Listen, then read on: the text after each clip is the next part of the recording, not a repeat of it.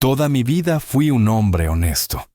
Trabajé 35 años en el municipio, limpiando calles, ahorrando centavo a centavo. Después de perder a mi esposa, solo me quedaba un propósito: que a mi hijo Diego nunca le faltara nada. Diego era todo para mí. Pero cuando se casó con Mariana, una joven de sonrisa amable y mirada calculadora, algo en mi casa cambió. Las risas se volvieron excusas y las visitas cada vez más frías.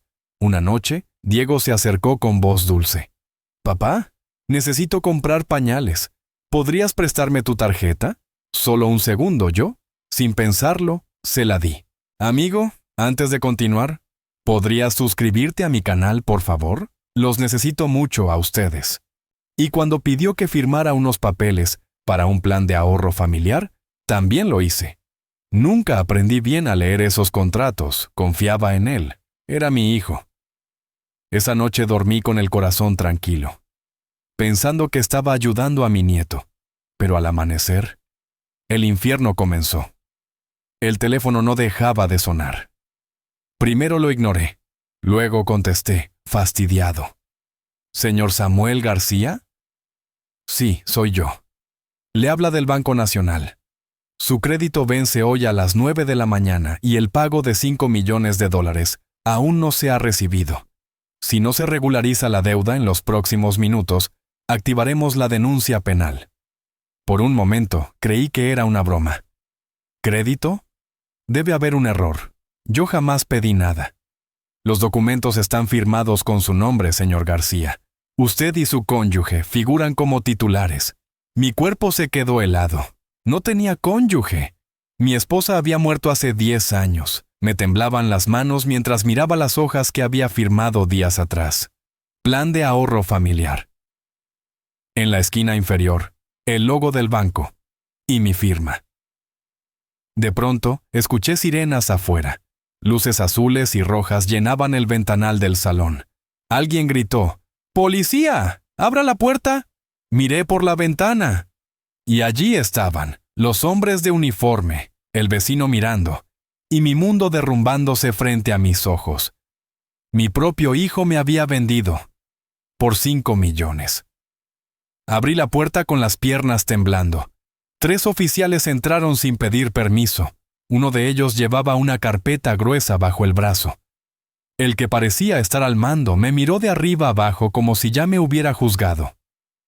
«Señor Samuel García, tiene una orden de comparecencia inmediata por fraude bancario y falsificación de documentos. Debe acompañarnos».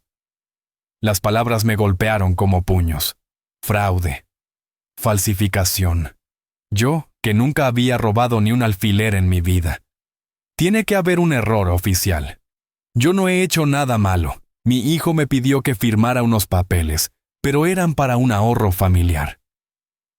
El policía intercambió una mirada con sus compañeros. Una mezcla de lástima y desconfianza. «Señor, estos documentos autorizan un préstamo de $5 millones a su nombre. El dinero fue transferido hace 2 días a una cuenta en el extranjero. Y hay más. Su casa fue puesta en venta ayer por la tarde. La escritura también lleva su firma». Sentí que el suelo se abría bajo mis pies. Mi casa, la casa donde crecí con mi esposa, donde nació Diego, donde guardaba cada recuerdo de mi vida. Vendida. Eso es imposible. Esta es mi casa. Nadie puede venderla sin que yo lo sepa. El oficial abrió la carpeta y me mostró los documentos. Ahí estaba mi firma. Una y otra vez. En cada página.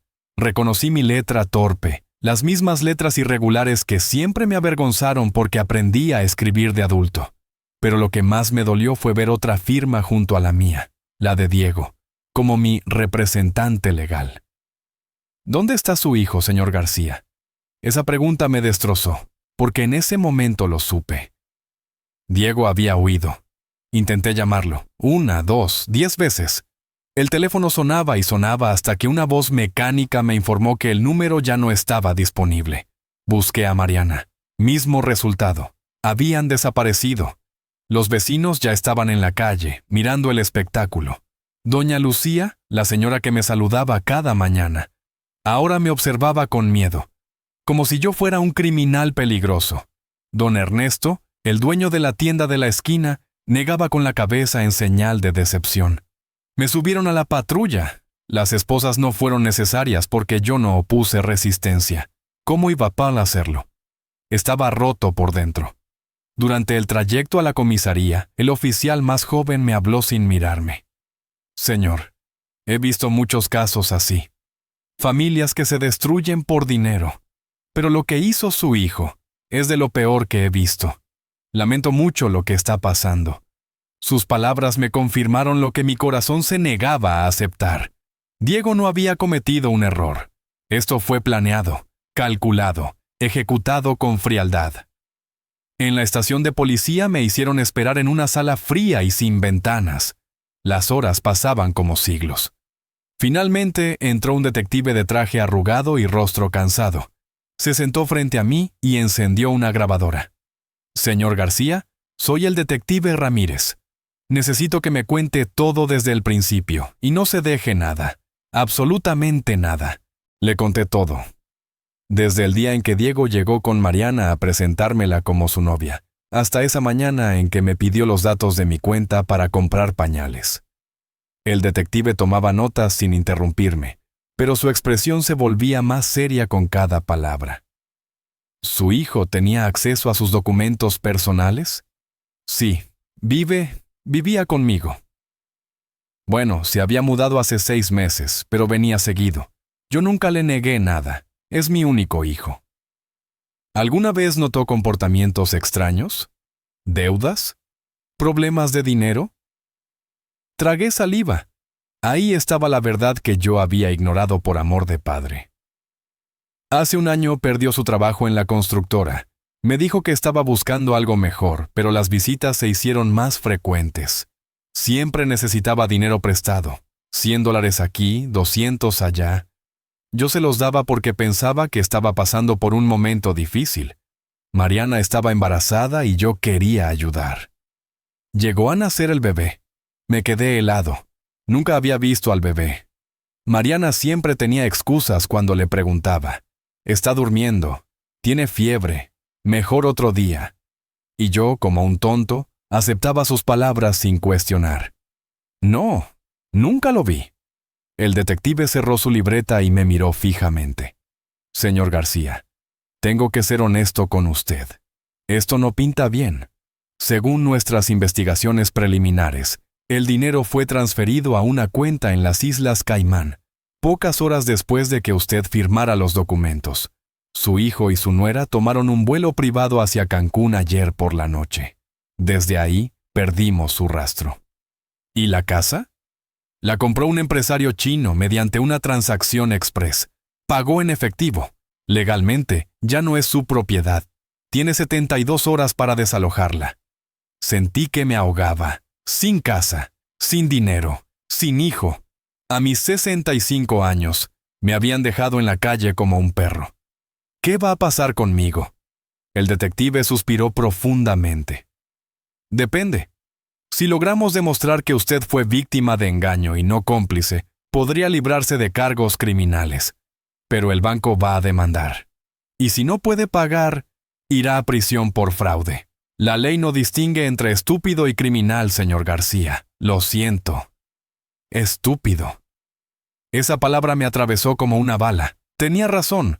Había sido un estúpido por confiar ciegamente. Un estúpido por firmar sin leer. Un estúpido por creer que la sangre era más fuerte que el dinero.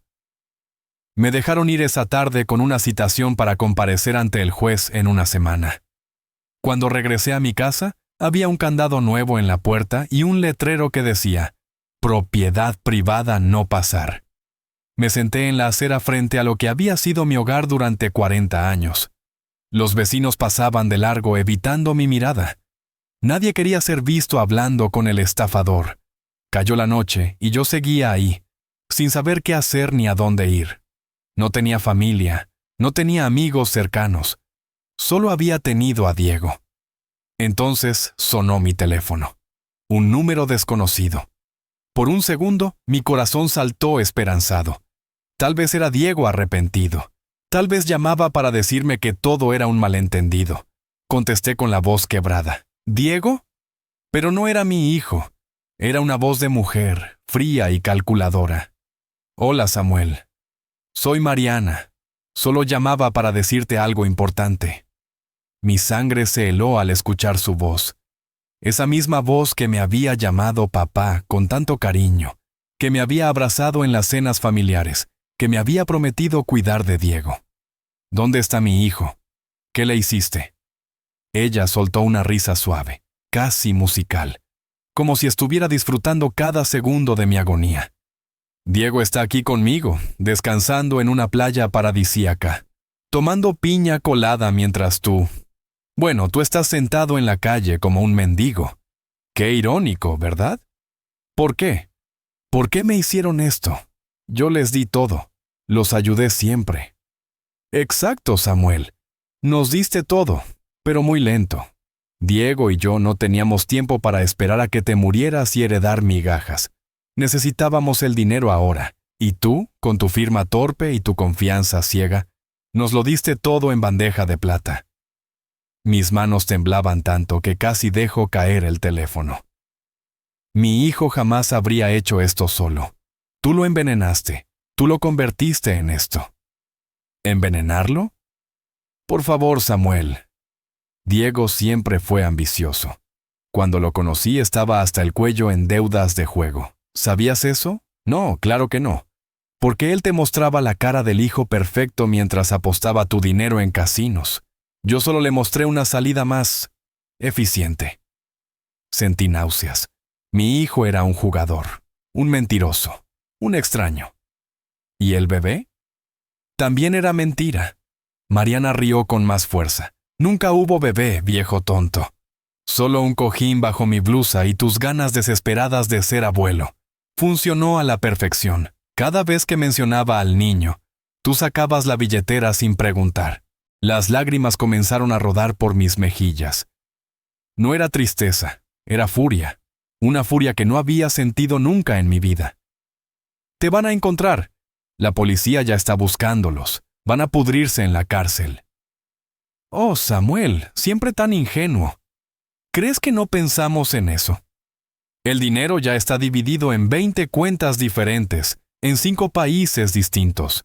Tenemos pasaportes nuevos, identidades nuevas. Para cuando la policía cruce la burocracia internacional, nosotros ya estaremos viviendo en algún lugar donde nunca nos encontrarán. Tal vez Europa, tal vez Asia, quién sabe. Diego es mi hijo. Tarde o temprano vendrá a buscarme. Tarde o temprano sentirá remordimiento. Hubo un silencio breve. Luego Mariana habló con una frialdad que me caló hasta los huesos. Diego está aquí a mi lado. Le pregunté si quiere decirte algo. ¿Sabes qué me respondió? Dile que era él o yo, y elegí yo. Adiós a Samuel. Disfruta tu nueva vida. La llamada se cortó. Me quedé ahí, en esa acera fría, con el teléfono en la mano y el alma destrozada. El hijo que crié, al que cambié pañales, al que enseñé a andar en bicicleta, al que abracé cuando tuvo pesadillas. Ese hijo acababa de elegirse a sí mismo por encima de mí, sin el más mínimo remordimiento. Pero algo extraño comenzó a suceder en mi interior. La tristeza empezó a transformarse. El dolor se convirtió en algo más sólido, más oscuro, más peligroso. Determinación. No iba a quedarme de brazos cruzados. No iba a dejar que me destruyeran sin pelear. Si Diego y Mariana creían que yo era un viejo indefenso y tonto, estaban a punto de descubrir cuán equivocados estaban. Me levanté de la acera, me sacudí el polvo de los pantalones y caminé hacia la única persona que podría ayudarme. Alguien de mi pasado que creía haber dejado atrás hace 30 años. Caminé durante casi una hora por calles que alguna vez conocí como la palma de mi mano. El barrio había cambiado mucho, pero algunos lugares permanecían intactos, como el bar El Último Trago. Un antro oscuro al final de la calle Morelos, donde los hombres iban a olvidar sus problemas o a crear nuevos. Empujé la puerta de madera y el olor a cigarrillo viejo y cerveza derramada me golpeó inmediatamente. Algunas cabezas se giraron para mirarme, pero nadie dijo nada. En lugares como ese, uno aprende a no hacer preguntas.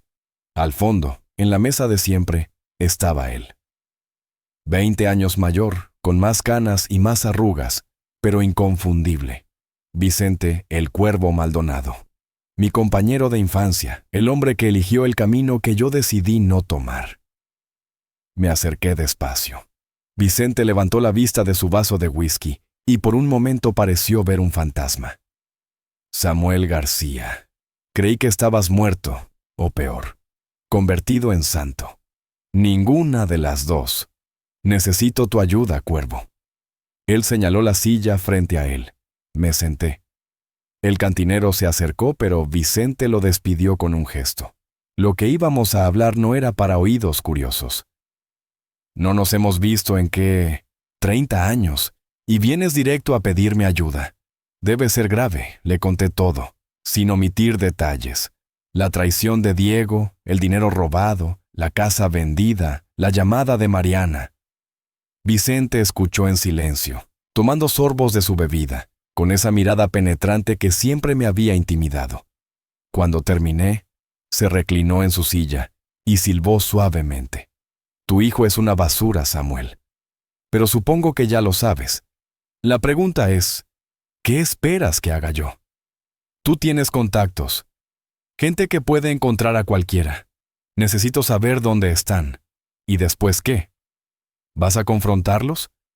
¿A suplicarles que devuelvan el dinero? No funciona así, viejo amigo. No voy a suplicar. Voy a recuperar lo que es mío. Y voy a asegurarme de que paguen por lo que hicieron. Vicente me estudió con atención, como tratando de descifrar si yo hablaba en serio o si la desesperación me había vuelto loco. El Samuel que yo conocía jamás habría dicho eso. Ese Samuel era un hombre de reglas, de moral, de hacer lo correcto. ¿Qué te pasó? Me quitaron todo, Cuervo, mi casa, mi dinero, mi dignidad. Pero lo peor es que me quitaron la ilusión de que la bondad y el trabajo duro son suficientes en este mundo. Me enseñaron que solo los despiadados sobreviven. Así que si tengo que convertirme en uno de ellos para recuperar mi vida, lo haré. Un destello de respeto cruzó los ojos de Vicente. Bebió el resto de su whisky de un trago y golpeó el vaso contra la mesa. Te voy a ayudar. Pero no por nostalgia ni por amistad. Voy a ayudarte porque odio a los hijos que traicionan a sus padres. Mi viejo era una basura, pero al menos tuvo el decoro de abandonarnos de frente, no apuñalarnos por la espalda. ¿Cuánto vas a cobrarme? Nada. Pero me debes una, y cuando yo cobre esa deuda, no vas a negarte. Trato. Dudé por un segundo. Hacer tratos con Vicente era como pactar con el diablo. Pero no tenía opciones. Trato. Vicente sacó su teléfono y comenzó a hacer llamadas. Habló en voz baja, usando códigos que no entendí. Después de la tercera llamada, colgó y me miró con una sonrisa torcida. Tengo un contacto en migración. Va a revisar todos los vuelos privados de los últimos 3 días con destino al Caribe. Si tu hijo salió en uno de ellos, lo vamos a saber en menos de 24 horas. ¿Y si ya cambiaron de identidad? Los pasaportes falsos toman tiempo, Samuel. Son buenos, pero no tan rápidos. Seguramente usaron sus nombres reales para salir del país y planeaban cambiar de identidad una vez asentados. Ese es su error. Siempre hay un error. Me sentí aliviado por primera vez en todo el día. Tal vez había esperanza. Tal vez podía revertir esta pesadilla. ¿Dónde vas a dormir esta noche?, preguntó Vicente. No lo sé. Supongo que en algún refugio o... Olvídalo. Te quedas en mi casa. Tengo un cuarto de huéspedes. No es un palacio, pero tiene cama y techo. Y créeme, vas a necesitar descansar. Lo que viene no será fácil. Acepté su oferta. No porque me sintiera cómodo, sino porque literal no tenía dónde más ir. Salimos del bar y caminamos hacia su camioneta. Una Suburban negra con vidrios polarizados. El vehículo de alguien que no quiere ser visto. Durante el camino, Vicente habló sin apartar la vista del camino. Hay algo que debes entender, Samuel. Si entramos en este juego, no hay vuelta atrás. Tu hijo y su esposa no van a devolver el dinero por las buenas. Va a ponerse feo. Puede haber violencia, puede haber consecuencias legales. ¿Estás listo para eso? Miré por la ventana hacia las luces de la ciudad que alguna vez llamé hogar. Estoy listo para lo que sea necesario. La casa de Vicente estaba en las afueras de la ciudad, en un vecindario donde las casas tenían rejas altas y cámaras de seguridad en cada esquina. No era un barrio elegante, pero tampoco era peligroso. Era el tipo de lugar donde la gente se ocupa de sus propios asuntos y no hace preguntas incómodas.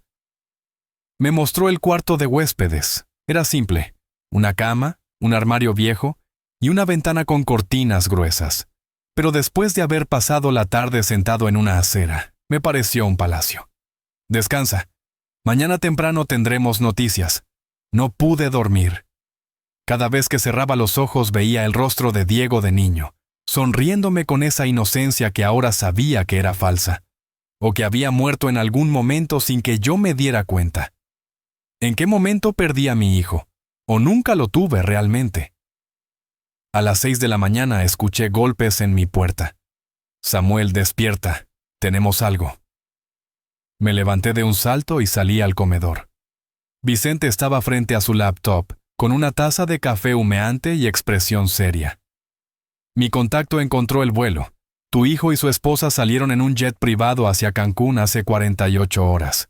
Usaron sus nombres reales, tal como pensé. Pero aquí viene lo interesante. Reservaron un hotel bajo el nombre de Mariana Torres en la zona hotelera. El hotel se llama Paraíso Azul. 5 estrellas, suite presidencial. ¿Todavía están ahí?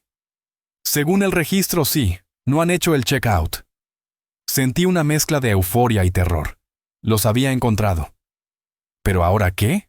Vicente cerró la laptop y me miró fijamente. Tengo un amigo en Cancún. Se llama Octavio. Digamos que resuelve problemas. Si quieres, puedo pedirle que los visite, que les dé un susto, que recupere algo del dinero. ¿Qué clase de susto?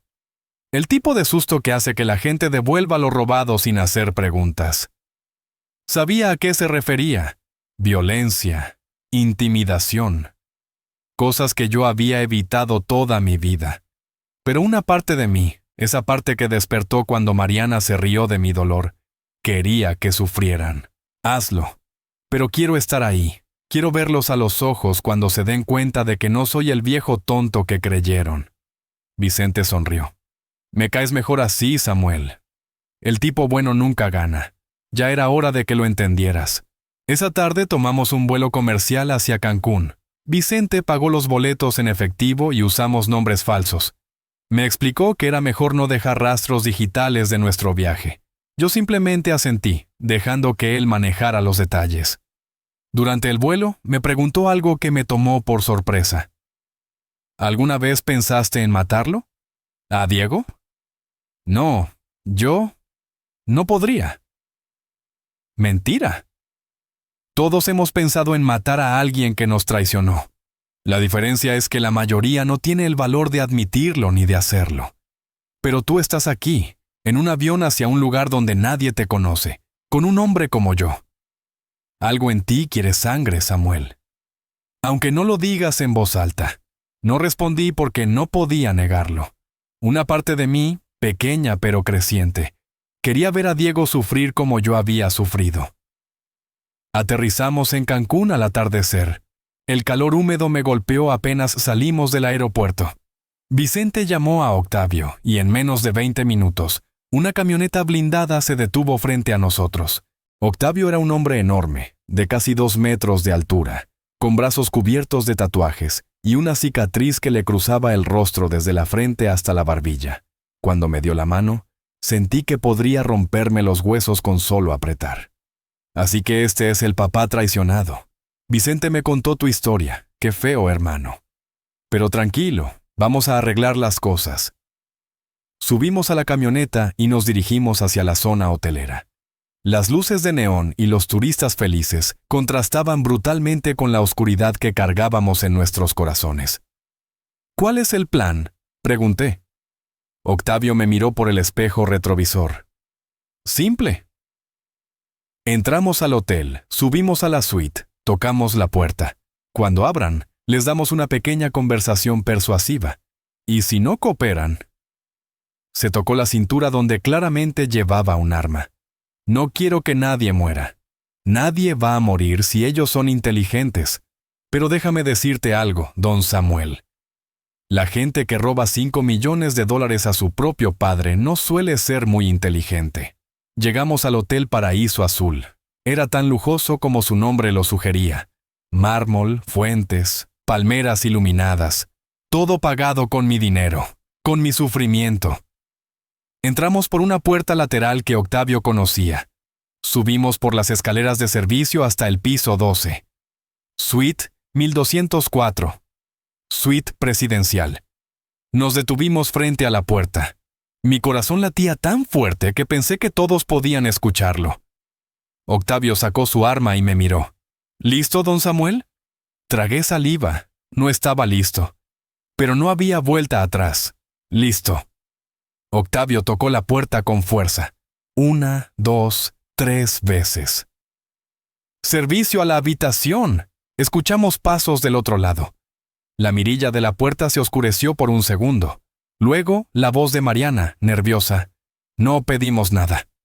Cortesía de la casa, señora. Champagne Premium. Hubo silencio. Luego el sonido de cerrojos abriéndose. La puerta se entreabrió apenas unos centímetros, con la cadena de seguridad puesta. Octavio no esperó. Empujó la puerta con el hombro, rompiendo la cadena como si fuera de papel.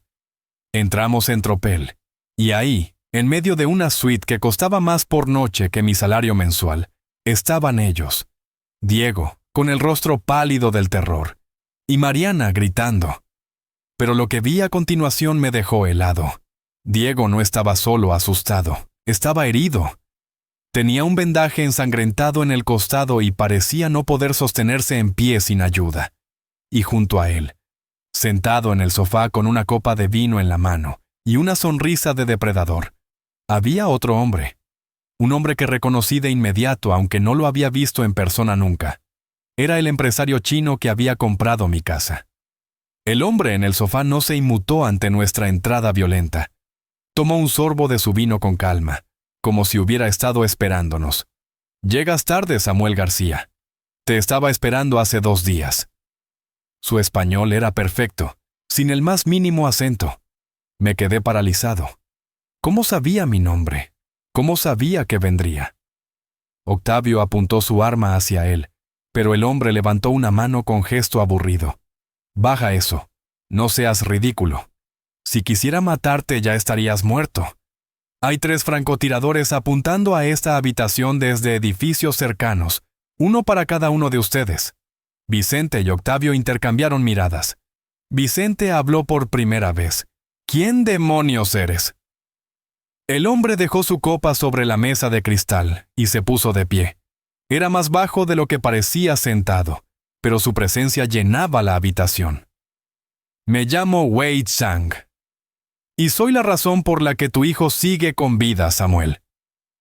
Miré a Diego, que temblaba en una esquina del cuarto. Mariana estaba junto a él, con lágrimas corriendo por su rostro. Ya no quedaba nada de su arrogancia telefónica. «No entiendo nada. ¿Qué está pasando aquí?» Wei sonrió, pero no había calidez en esa sonrisa. «Déjame explicarte. Tu hijo y su encantadora esposa pensaron que podían robar $5 millones y desaparecer en el paraíso. Pero cometieron un error fundamental. Usaron mi red de lavado de dinero para mover los fondos. Y nadie usa mi red sin pagar una comisión. Una comisión muy alta». «¿Cuánto?», preguntó Vicente. 60%. Diego sollozó desde su esquina. No teníamos otra opción. Nadie más aceptaba mover esa cantidad tan rápido. Wei lo interrumpió con un gesto despectivo. «Silencio. Los adultos están hablando». Se volvió hacia mí. «Tu hijo me debe $3 millones, Samuel.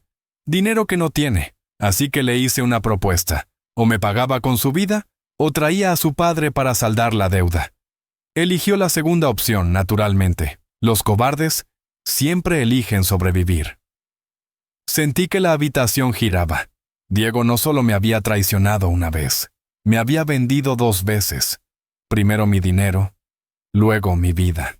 ¿Qué quieres de mí?, pregunté con voz temblorosa. Wei se acercó despacio, estudiándome como un biólogo estudia a un insecto. ¿Tu casa? Ah, espera, ya es mía. Qué conveniente. Pero no la compré para vivir en ella, Samuel. La compré porque está exactamente encima de algo mucho más valioso. Un depósito subterráneo que data de la Segunda Guerra Mundial. Los estadounidenses lo usaban para almacenar armamento antes de enviarlo al frente. Está sellado desde hace 70 años. Y según mis fuentes, todavía contiene armas, municiones y oro. Mucho oro. Eso es imposible. Yo viví ahí 40 años y nunca cavaste en el sótano, ¿verdad? Claro que no. ¿Por qué lo harías? Eras un hombre honesto que trabajaba y vivía su vida simple. Pero yo no soy un hombre simple, Samuel. Yo busco oportunidades. Y tú vas a ayudarme a abrir ese depósito. ¿Y si me niego? Wei sacó su teléfono y me mostró una foto. Era de una mujer joven con 2 niños pequeños. No los reconocí. Esa es la hija de tu difunta esposa de su primer matrimonio. Tu hijastra. Vive en Phoenix con sus 2 hijos. No has hablado con ella en años, pero técnicamente sigue siendo tu familia. Sería una pena que algo les pasara por tu culpa. El mundo se volvió rojo. Apreté los puños con tanta fuerza que mis nudillos crujieron. Eres un monstruo. Soy un hombre de negocios. Hay una diferencia. Los monstruos matan por placer. Yo solo mato cuando no me pagan. Se guardó el teléfono. Así que aquí está el trato. Mañana volvemos juntos a tu ciudad. Tú me ayudas a excavar y abrir ese depósito. A cambio, tu hijastra vive. Tú recuperas 2 millones de los 5 que te robaron, y tu hijo, bueno, veré si su vida vale la pena perdonarla. ¿Solo 2 millones? Me robaron 5. 3 son mi comisión por resolver este desastre. Tómalo o déjalo. El reloj corre. Miré a Diego, mi hijo, o lo que quedaba de él. Me miraba con ojos suplicantes. Por un segundo, sentí el impulso de darle la espalda y dejarlo morir. Pero no podía. Por más que lo odiara en ese momento, seguía siendo la criatura que cargué en brazos cuando era bebé. Está bien, lo haré, pero con una condición. Wei arqueó una ceja divertido. ¿Tú pones condiciones? Esto se pone interesante. Cuando todo termine, quiero que Diego confiese. Quiero que vaya a la policía y admita lo que hizo, que limpie mi nombre. Y quiero que Mariana desaparezca de su vida para siempre. Wei soltó una carcajada.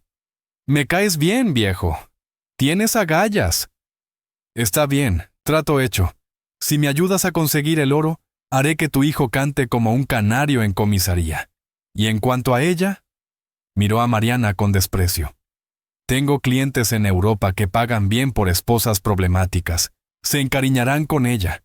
Mariana gritó, pero uno de los guardias de Wei apareció de la nada y la silenció con un golpe seco. Diego lloró más fuerte. Papá, lo siento. Yo no quería. Mariana me convenció. Cállate. Mi voz sonó tan fría que hasta yo me asusté. Ya no eres mi hijo. Eres solo un problema que tengo que resolver. Wei aplaudió lentamente. Perfecto. Me encanta un buen drama familiar. Ahora, todos a dormir. Mañana tenemos un largo día de excavación por delante. Esa noche no dormí en la suite de lujo. Wei me llevó a un departamento seguro, a 20 minutos del hotel, donde sus hombres me vigilaron toda la noche. Vicente y Octavio fueron invitados a quedarse también. La palabra invitado sonaba amable, pero los guardias armados en cada puerta dejaban claro que éramos prisioneros. Vicente se sentó junto a mí en el sofá rígido del departamento. Te metiste en algo muy grande, Samuel. Este tipo Wei no es un simple delincuente. Es parte de una organización internacional. Tríadas chinas, los peores de los peores. Lo sé. Pero ¿qué opción tengo? Si no coopero, matará a mi hijastra y a sus niños. Y probablemente también a mí. Podrías huir, desaparecer, cambiar de identidad y vivir el resto de mi vida mirando por encima del hombro. Number, Ya perdí mi dignidad. No voy a perder mi humanidad huyendo como cobarde. Octavio, que escuchaba desde la cocina, intervino. Si vas a hacer esto, necesitas protección. Cuando lleguemos a excavar, ese tipo te va a matar en cuanto consiga el oro. No va a dejarte vivo para que hables. Lo sé. Por eso necesito un plan. ¿Qué tipo de plan? Me incliné hacia adelante, bajando la voz aunque sabía que probablemente había micrófonos escondidos. Wei cree que soy un viejo tonto. Todos creen eso. Mi propio hijo lo creyó. Pero hay algo que ninguno sabe. Antes de trabajar en el municipio, trabajé 5 años en demoliciones para una empresa constructora. Sé exactamente cómo hacer que un edificio caiga sobre sí mismo. Y si ese depósito es tan viejo como dice Wei, la estructura debe estar debilitada. Vicente me miró con nueva admiración. Estás pensando en volarlos a todos por los aires. Estoy pensando en asegurarme de que si voy a morir, no muera solo. Y si ese oro existe, nadie debería tenerlo. Ni Wei, ni Diego, ni yo. Ese dinero está maldito. Octavio silbó bajo. Me recuerdas a mi abuelo. También era un tipo tranquilo. Hasta que no lo era. Está bien, don Samuel. Te ayudaremos, pero necesitamos materiales, explosivos. Yo me encargo de eso, dijo Vicente. Tengo contactos en la ciudad. Cuando volvamos puedo conseguir lo necesario. Hicimos un pacto esa noche, los 3, unidos por la venganza y la supervivencia. Al amanecer, Wei entró al departamento vestido con un traje impecable, como si fuera a una reunión de negocios y no a excavar un depósito ilegal. Arriba, caballeros. Nuestro vuelo sale en 2 horas.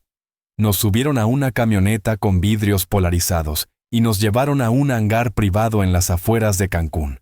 El jet privado era más lujoso que cualquier cosa que hubiera visto en mi vida. Asientos de cuero, bar completamente surtido, pantallas de televisión en cada pared. Diego y Mariana también estaban ahí, custodiados por 2 guardias enormes. Diego evitaba mi mirada. Mariana me observaba con odio puro. Su glamour de mujer segura había desaparecido. Ahora solo era una criminal asustada.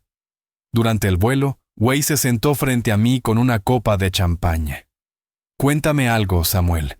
¿En qué momento decidiste que la venganza valía más que la paz? Cuando me di cuenta de que la paz era una ilusión. Toda mi vida seguí las reglas. Trabajé duro, fui honesto, confié en las personas correctas. ¿Y sabes qué conseguí?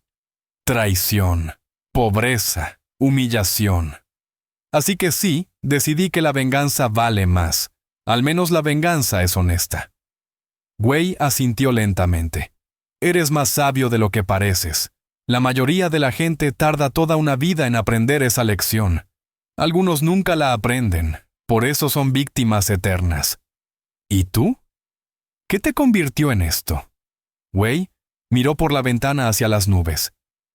Nací en un pueblo de China donde la comida era tan escasa que las familias echaban suertes para decidir cuál de sus hijos sobreviviría y cuál no. Vi a mi hermano menor morir de hambre mientras mis padres lloraban. Juré que nunca más sería débil, que nunca más dependería de la bondad de otros, y cumplí mi promesa. Había algo de verdad en sus palabras que me incomodó. Wei no era solo un villano caricaturesco. Era un hombre que había sufrido y había dejado que ese sufrimiento lo transformara en monstruo. ¿Era yo diferente? Después de lo que me habían hecho, ¿acaso no estaba a punto de convertirme en lo mismo? Aterrizamos al mediodía en un aeropuerto privado cerca de mi ciudad. Había 3 camionetas esperándonos. Una pequeña caravana del crimen organizado en plena luz del día. Nos dirigimos directamente a mi antigua casa.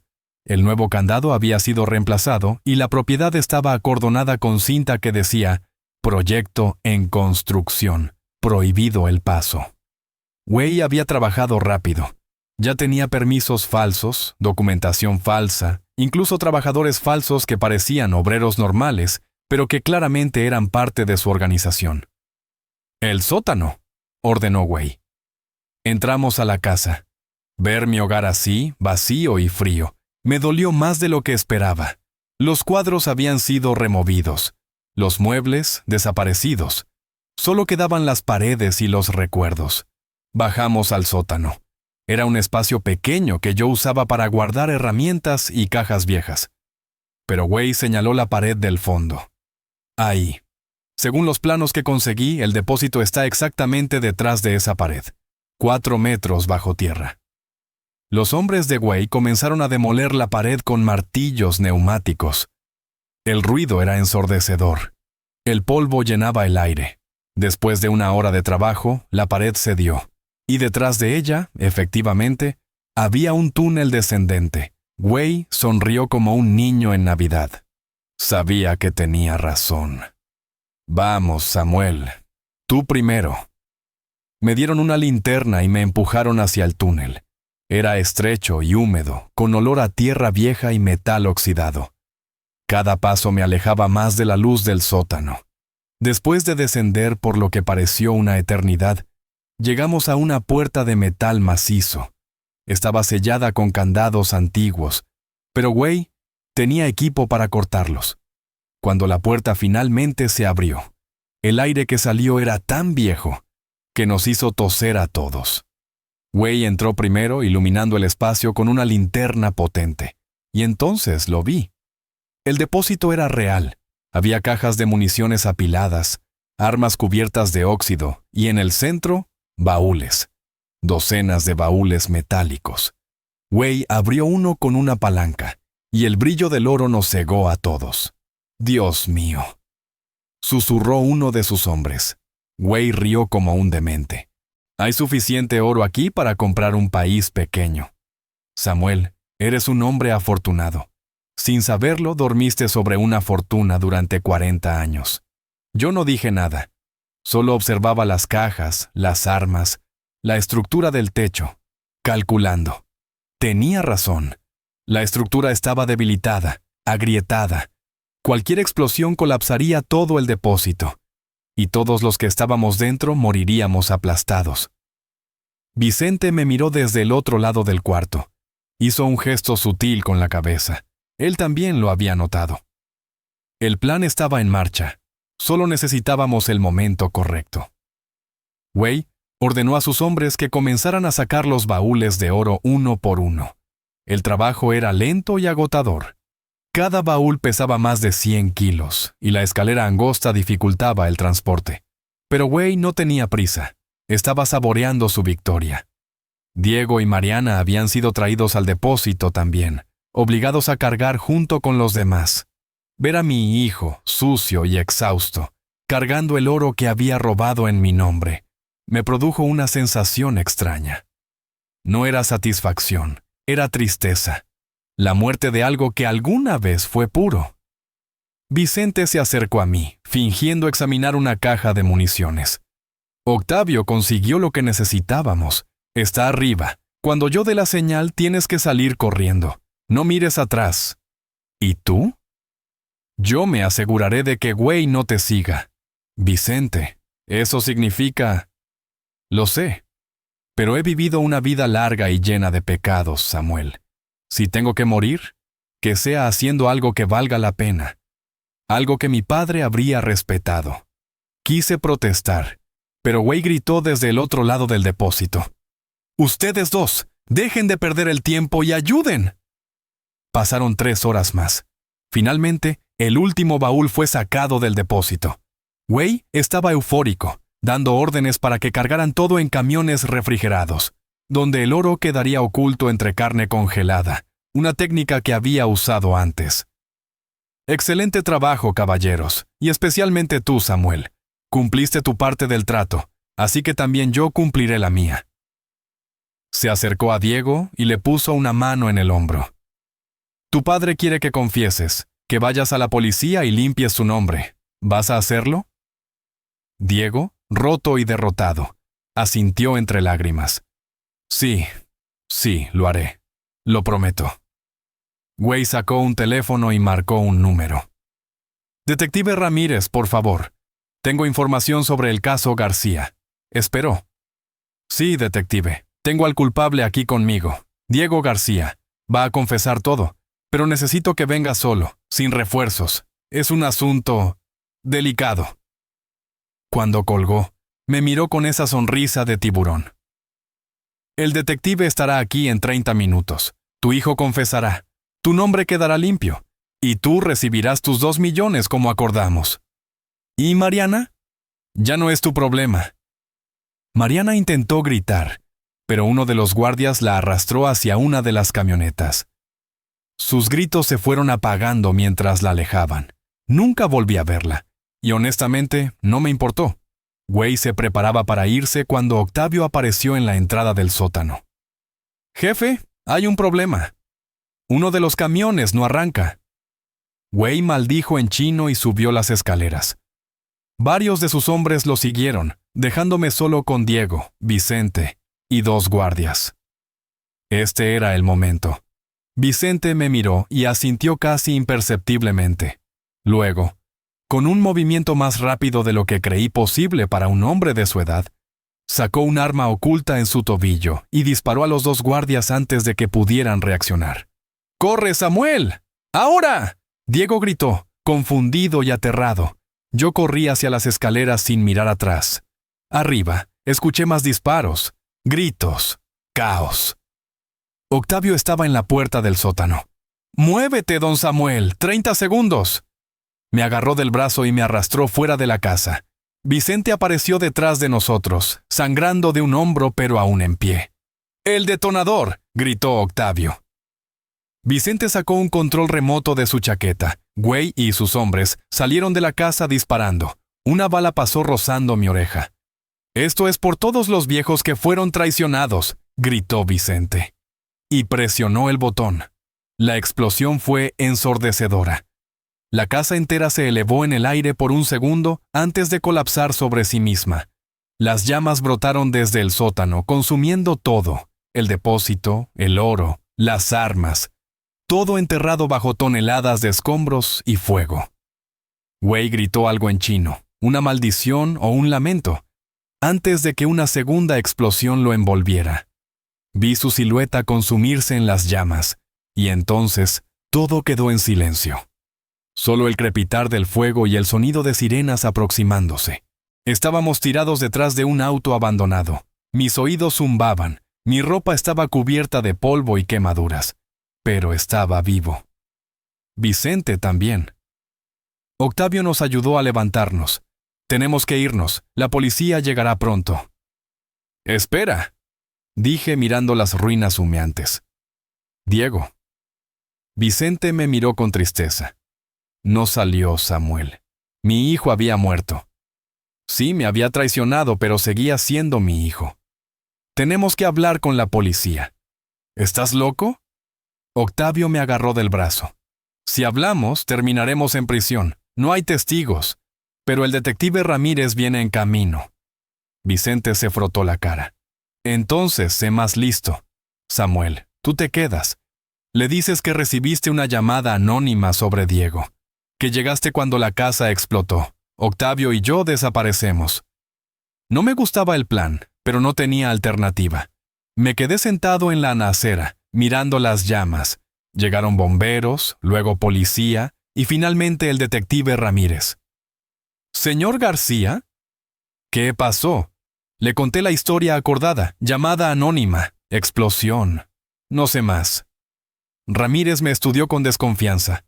«Recibí una llamada de una organización criminal china. Dijeron que su hijo iba a confesar. ¿Sabe algo?».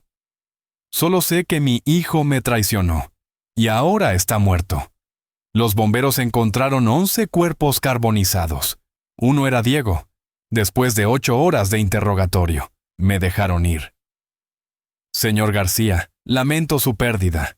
El banco cancelará su deuda. Su nombre quedará limpio. Además, encontramos oro fundido en las ruinas. Puede tener derecho a compensación». Vicente me esperaba en un café. «¿Qué hago ahora, Vicente? No tengo nada. Mi hijo está muerto». La venganza siempre se siente vacía, pero sobreviviste, y ese oro te dará dinero para empezar de nuevo. Te debo una, Vicente. Lo sé. Algún día vendré a cobrármela. Pero hoy, simplemente empieza de nuevo. Pasaron 3 semanas. El caso se cerró oficialmente. La investigación concluyó que Wei usaba mi propiedad para lavar dinero y que Diego se había asociado con él. La explosión fue catalogada como accidente durante excavación ilegal. El banco canceló mi deuda y el gobierno me otorgó el 40% del oro recuperado, $2,5 millones en pagos mensuales durante 10 años. Compré una casa pequeña en las afueras. Era mía, sin deudas ni mentiras. Una noche, el detective Ramírez tocó mi puerta. Voy a ser honesto, Samuel. No creo su historia. Nunca la creí, pero no tengo pruebas. Si usted hizo lo que creo, no lo culpo. Me miró directo a los ojos.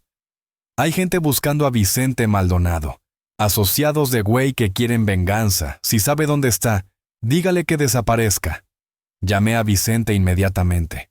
Ya lo sé, te llamo desde Panamá. Salí hace 2 semanas. Octavio está en Colombia. Vicente, gracias. Recuerda que me debes una. Cuídate, viejo amigo. Nunca volví a saber de él. Los meses pasaron. Me adapto a una vida tranquila, pero la culpa no me abandonaba. ¿Diego merecía morir? ¿Era yo mejor que él? Comencé a visitar la tumba de mi esposa. No sé si hice lo correcto, Mercedes.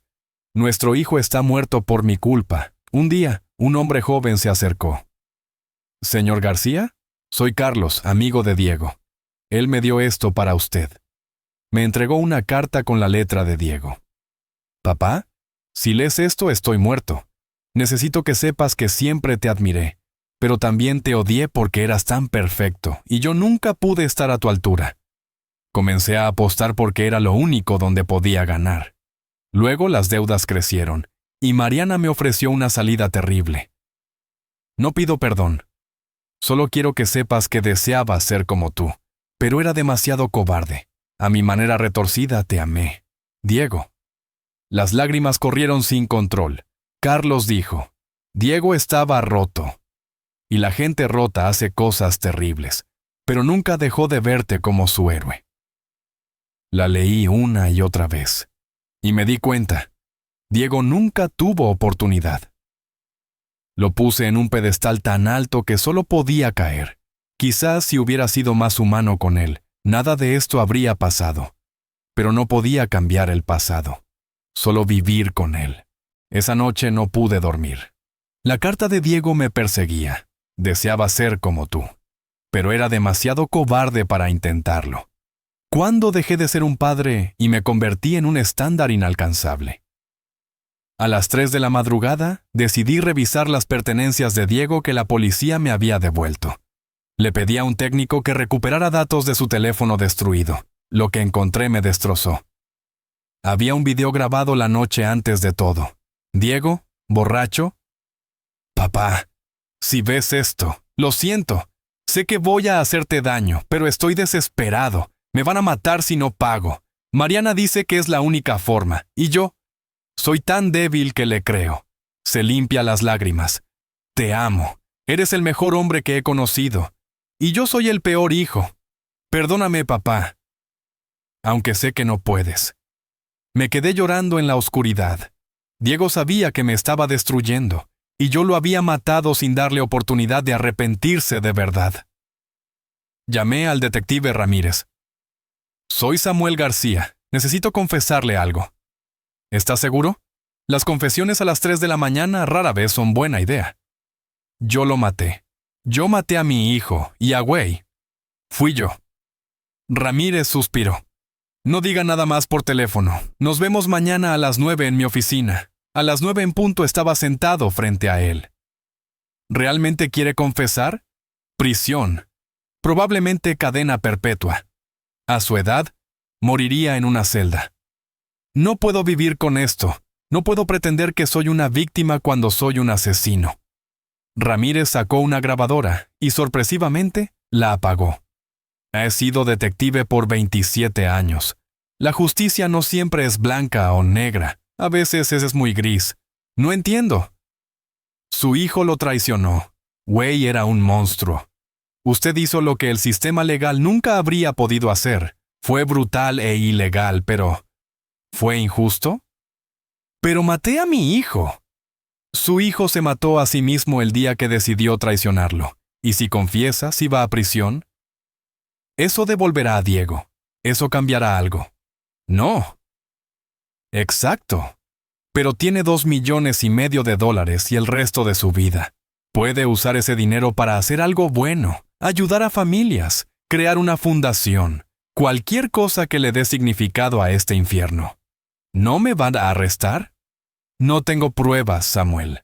Oficialmente este caso está cerrado. Ahora salga y vaya a vivir una vida que valga la pena. Porque si vuelve a confesar, la próxima vez no seré tan comprensivo. Salí sin mirar atrás. En la calle, el sol brillaba con intensidad. La vida continuaba.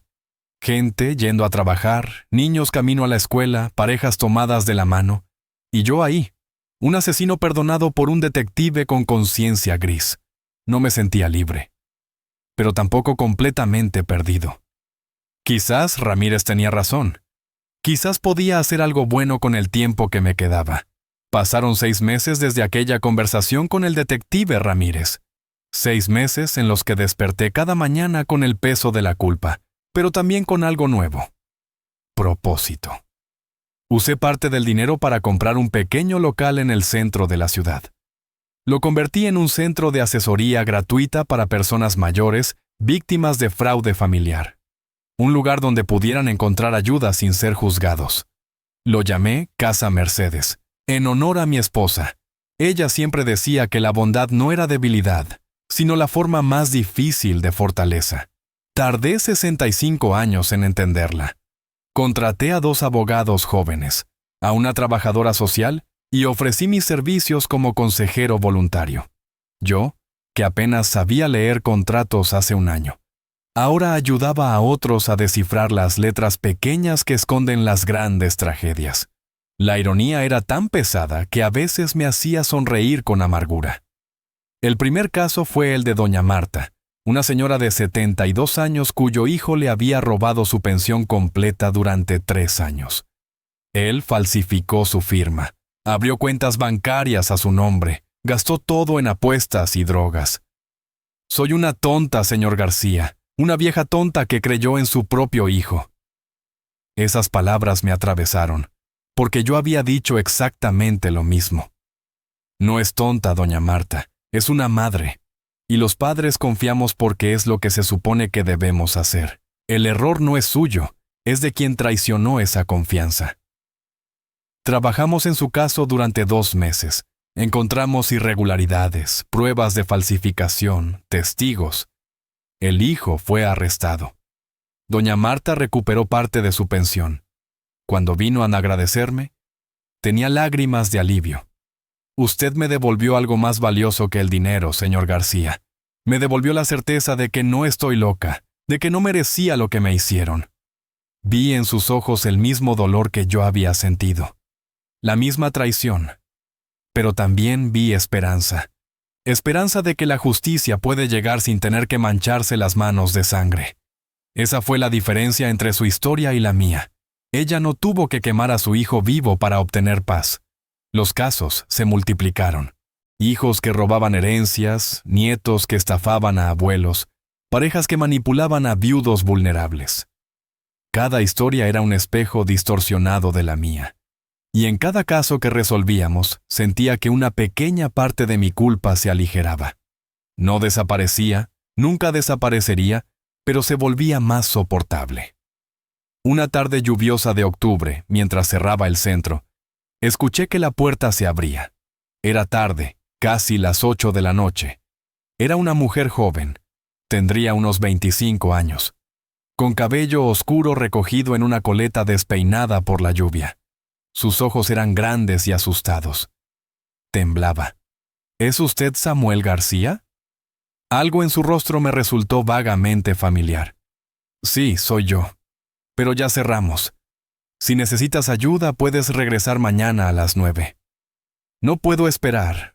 Por favor, es sobre mi hermana. Tu hermana puede venir contigo mañana y... Mi hermana está desaparecida. O muerta. No lo sé. Y usted es la única persona que puede decirme qué le pasó. Un escalofrío me recorrió la columna. Está bien, 5 minutos, pero primero dime tu nombre.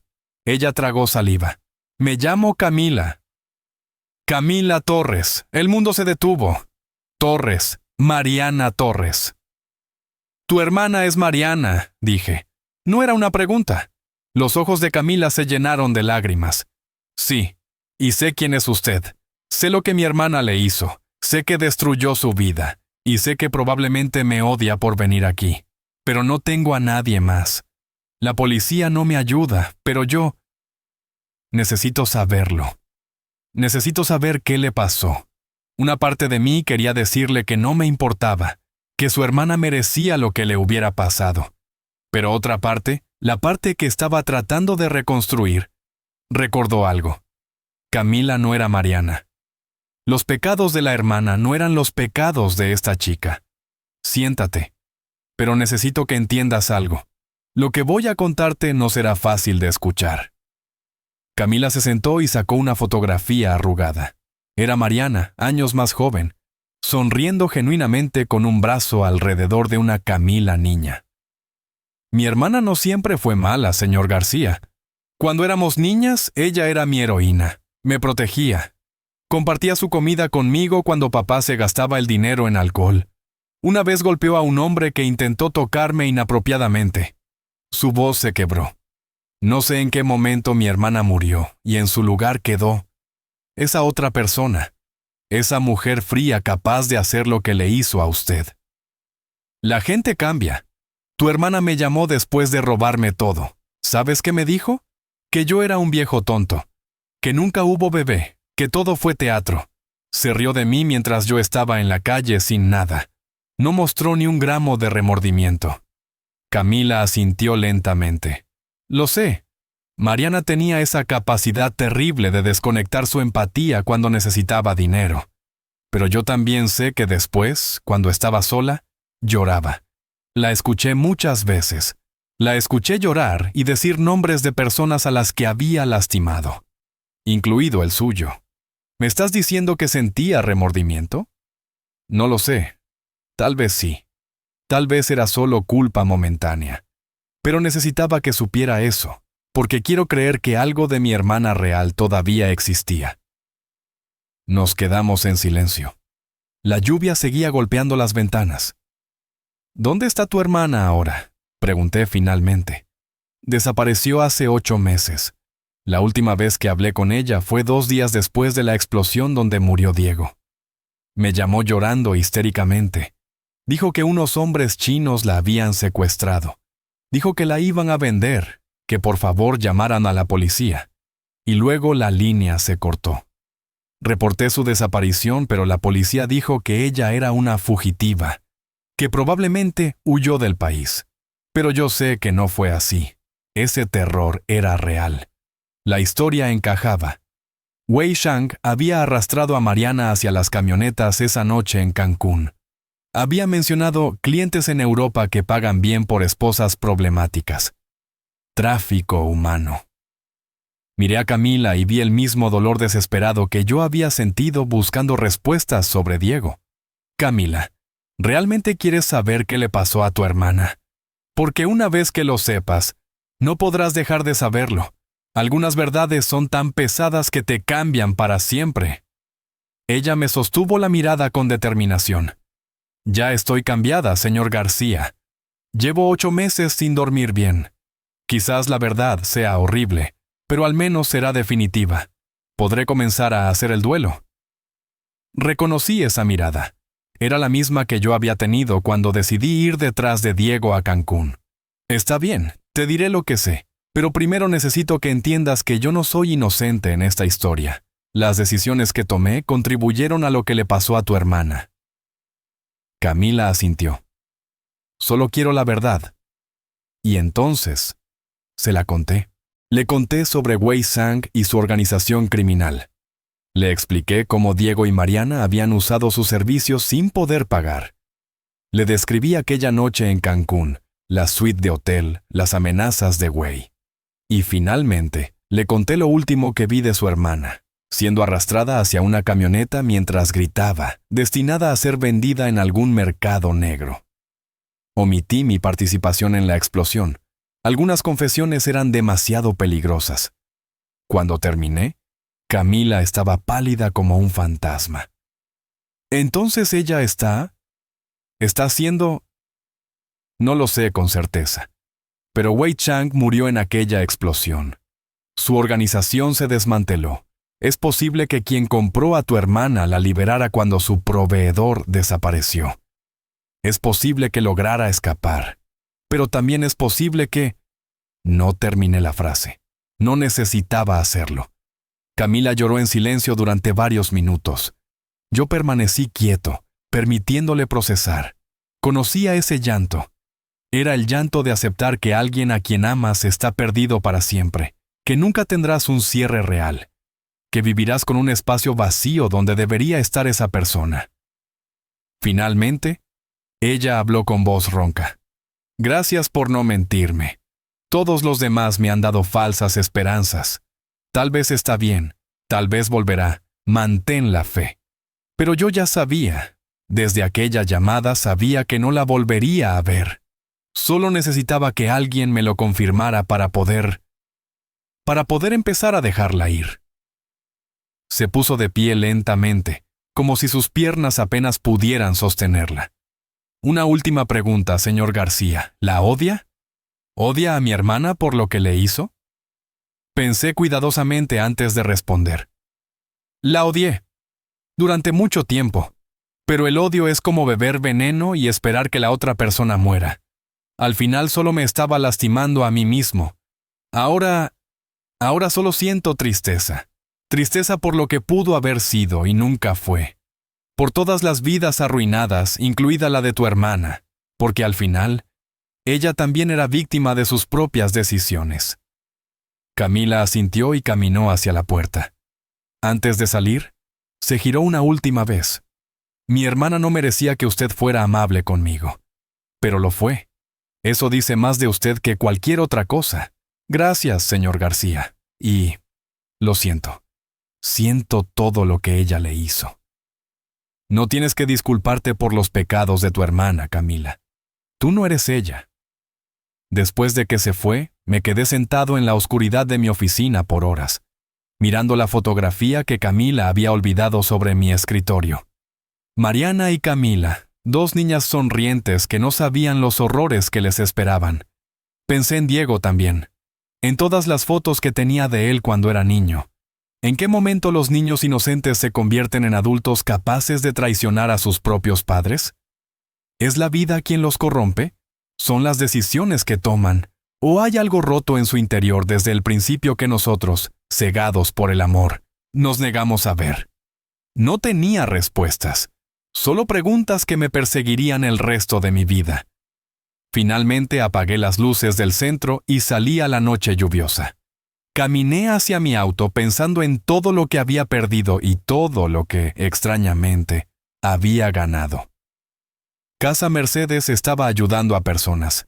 Yo estaba haciendo algo significativo con mi vida. Pero el precio había sido tan alto que a veces me preguntaba si valía la pena. La respuesta, como tantas cosas en mi nueva vida, era complicada y dolorosa. Las semanas pasaron después de la visita de Camila. Intenté no pensar en Mariana ni en su destino horrible. Ya tenía suficientes fantasmas propios.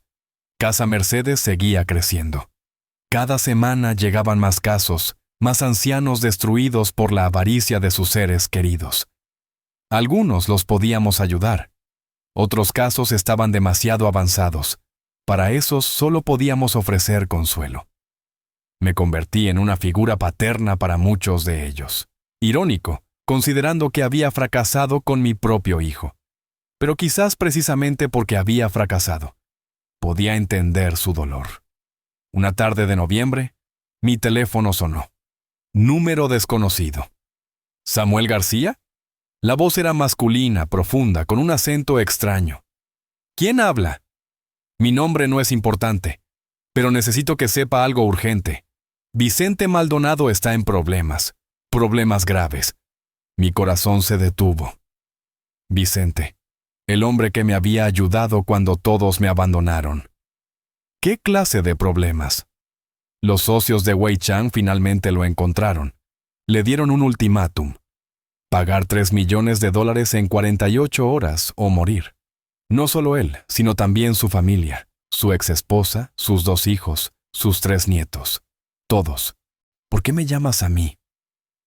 Vicente me lo dio. Dijo que si algo le pasaba, debía contactarte. Dijo que eres el único hombre honesto que ha conocido en su vida criminal. Y que si alguna vez tuvo un amigo real, ese eras tú. Sentí un nudo en la garganta. ¿Dónde está ahora?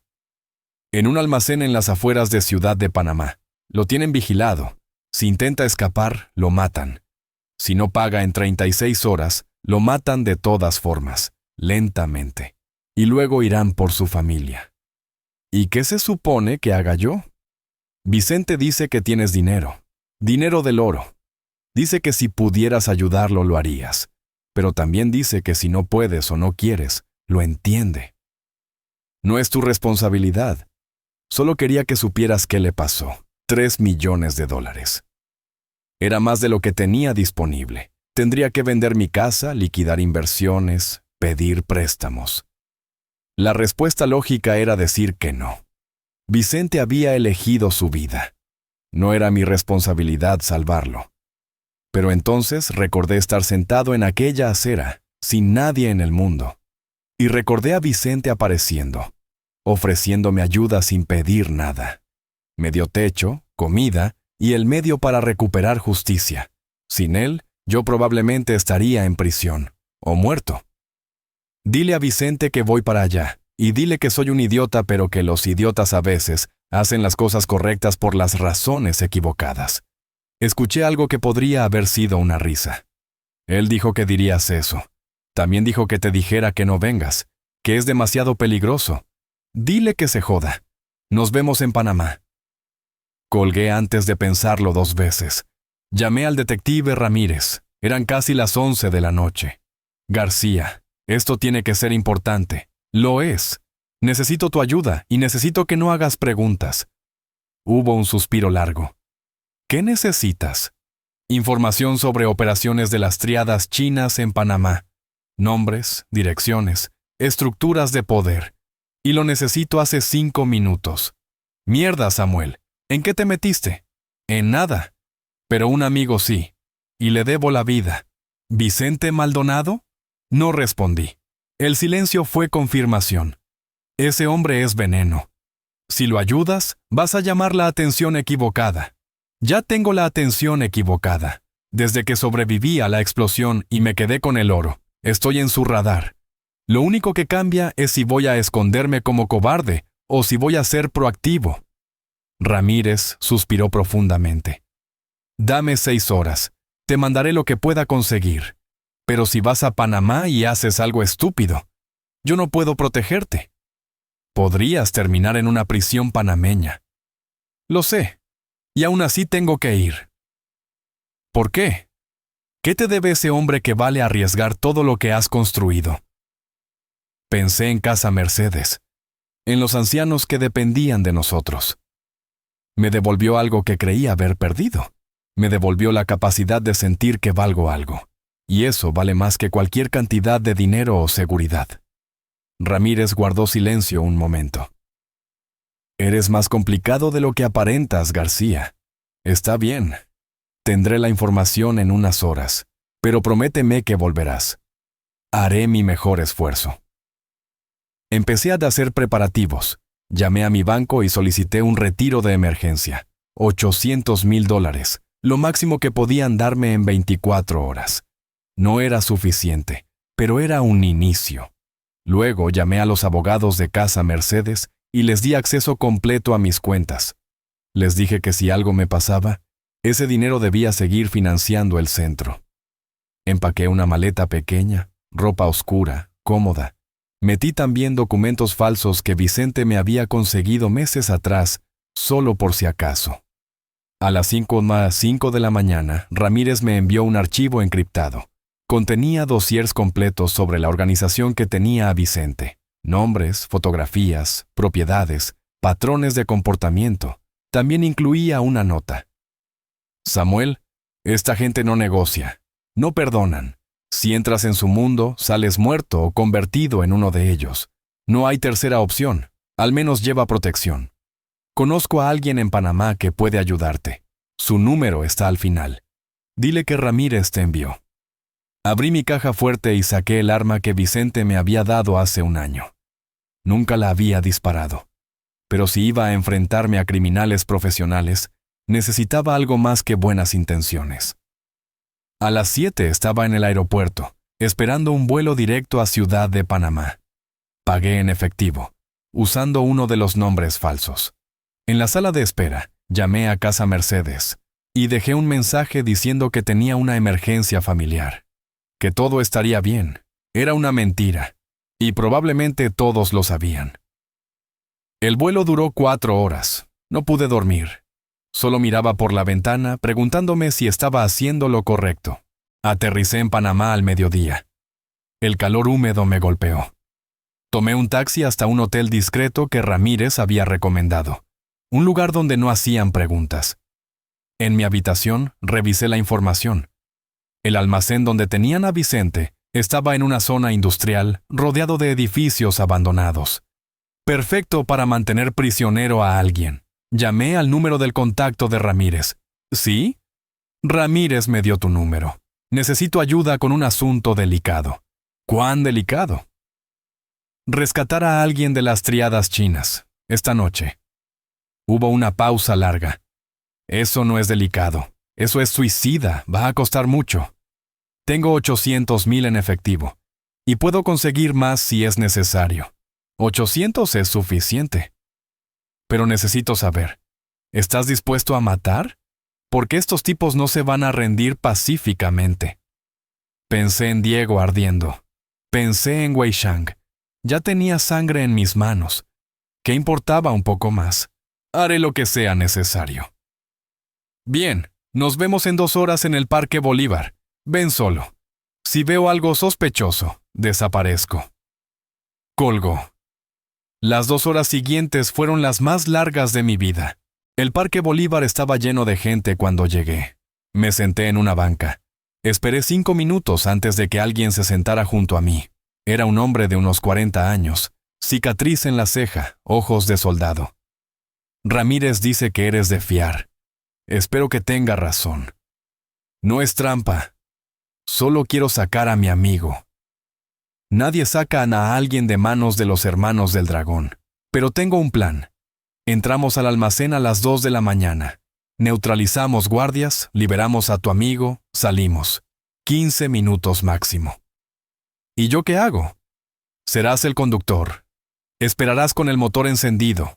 Cuando salgamos, arrancas inmediatamente. Puedo hacer eso. Le di $400,000. Esto es la mitad. La otra mitad cuando Vicente esté a salvo. Me gusta cómo piensas. Nos vemos a las 11 en el muelle viejo. No llegues tarde. A las 11 estaba en el muelle. Me subí a una camioneta negra con 4 hombres armados. El líder, Lobo, mostró el plano del almacén. Tu amigo está en el 2º piso. Entramos, lo sacamos. Tú nos esperas con el vehículo. Conduje hasta el almacén y estacioné en un callejón. Los 4 desaparecieron en la oscuridad. Minutos después, escuché disparos. Luego, silencio. ¡Más disparos! La puerta trasera se abrió violentamente. Lobo salió disparando. Luego otro, cargando a Vicente. Un tercero también disparando. ¡Arranca! ¡Lobo 4 está muerto! ¡Vamos! Pisé el acelerador. Conduje como loco. 2 vehículos nos perseguían. Tomé esquinas a velocidades suicidas. Después de 10 minutos frenéticos, los perdimos. Llegamos a una casa de seguridad. Vicente estaba inconsciente. Un hombre lo revisó. 3 costillas rotas, probable pulmón perforado. Necesita un hospital. Lobo llamó a un médico de confianza. Perdimos a Lobo 4. Tenía 2 hijas. Vas a contribuir con 100,000 para ellas. Está hecho. Vicente abrió los ojos brevemente. Samuel, eres un idiota. Lo sé, pero soy tu idiota, así que cállate y deja que te salvemos. Una sonrisa débil cruzó su rostro antes de volver a perder el conocimiento. El médico llegó y trabajó 3 horas en Vicente. Vivirá, pero necesita reposo y tiene que salir de Panamá. Puede viajar en 3 días mínimo. Lobo organizó nuestra salida. Un barco de carga sale en 2 días hacia Costa Rica. Tendrán que drogarlo y cargarlo. Durante 2 días cuidé a Vicente mientras deliraba por la fiebre. La segunda noche despertó con claridad. ¿Por qué viniste? Podrías haber muerto. Resulta que los viejos testarudos hacemos estupideces por las personas que nos importan. He hecho cosas terribles, Samuel. He destruido familias enteras, y ahora tengo miedo de que cuando muera no haya nada. Creo que has pagado suficiente.